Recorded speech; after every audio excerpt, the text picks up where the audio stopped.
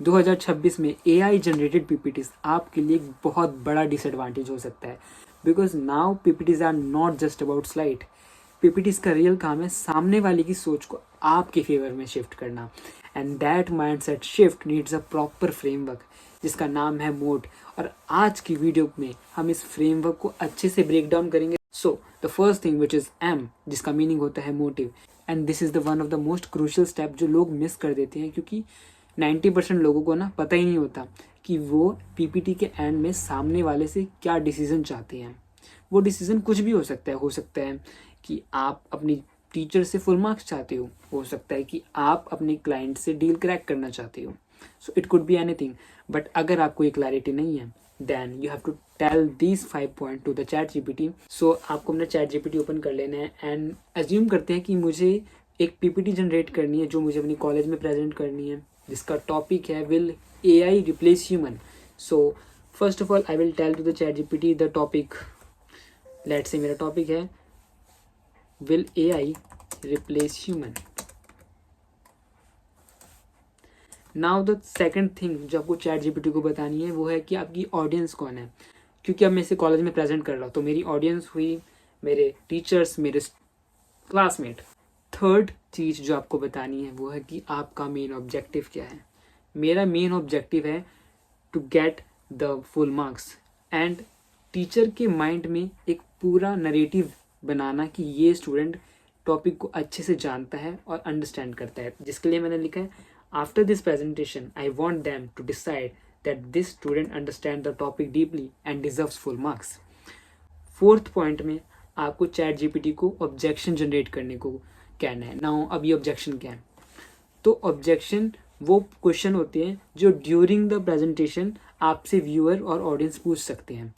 तो अगर आपको ये क्वेश्चंस पहले ही पता होंगे कि ऑडियंस आपसे क्या क्या पूछ सकती है, तो आप इसका रिप्लाई और कॉन्फिडेंटली दे पाएंगे। Fifth and the most important thing which is generate one strong take away they should remember even after 24 hours. Now I will send the prompt to the chat GPT। So chat GPT ने मेरे लिए ये सारे core point generate कर दिए हैं। Now we will move to the second phase of this framework which is O, which is order. Because most of the time हम PPTs तो जनरेट करवा लेते हैं बट वो एक साइकोलॉजिकल ऑर्डर में नहीं होता, क्योंकि स्लाइड का कंटेंट का ऑर्डर डिसाइड करता है कि आप ऑडियंस के माइंड में क्या फीलिंग जनरेट करेंगे, किस समय पे कौन सी फीलिंग जनरेट करेंगे, और उस फीलिंग के थ्रू आप अपना मेन ऑब्जेक्टिव कैसे अचीव करेंगे।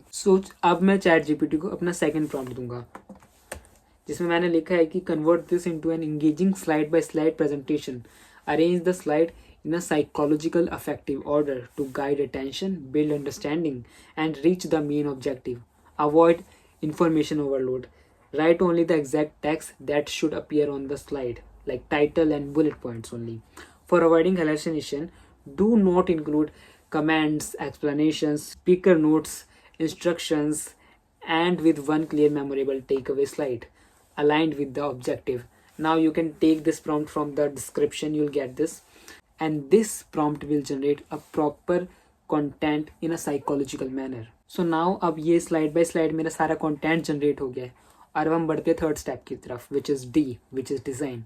तो मैं पहले ये सारा कंटेंट जो भी जनरेट हुआ है स्लाइड बाय स्लाइड इसे कॉपी कर लूँगा, उसके बाद मैं अपनी गामा वेबसाइट पे आ जाऊँगा। सो एक बार वेबसाइट पे आने के बाद आपको 4 ऑप्शंस मिलेंगे, जिसमें से आपको सेकंड वाला ऑप्शन सेलेक्ट करना है which is paste in text. इधर आपको वो सारा कंटेंट पेस्ट कर देना है, एंड थर्ड ऑप्शन सेलेक्ट करना है which is preserve this exact text. Now इसके बाद आपको कंटिन्यू पे क्लिक कर देना है। अब यहाँ पे ना आपको बहुत सारे ऑप्शंस मिलेंगे। आप थीम सेलेक्ट कर सकते हैं, आप नंबर ऑफ स्लाइड सेलेक्ट कर सकते हैं। So once you select all the theme and आपने जितनी भी करेक्शन करनी है वो सारी करेक्शन करने के बाद आपको बस जनरेट पे क्लिक कर देना है, and once you click on the generate button you will get the entire PPT, and this PPT is far much better than your AI generated PPT, and trust me this PPT will make you stand out from millions of people जो सीधा सिर्फ gamma के पास जाते हैं और अपना prompt paste करते हैं और कुछ भी जनरेट करवा लेते हैं जिसका कोई ऑर्डर नहीं होता, जिसमें कंटेंट क्या है वो पता नहीं होता। सो अगर आपको वीडियो पसंद आए तो वीडियो को लाइक करना, चैनल को सब्सक्राइब करना अगर आप AI एरा में ऐसे ही नई नई चीज़ें सीखना चाहते हैं। मिलेंगे अगली वीडियो में, तब तक के लिए बाय बाय।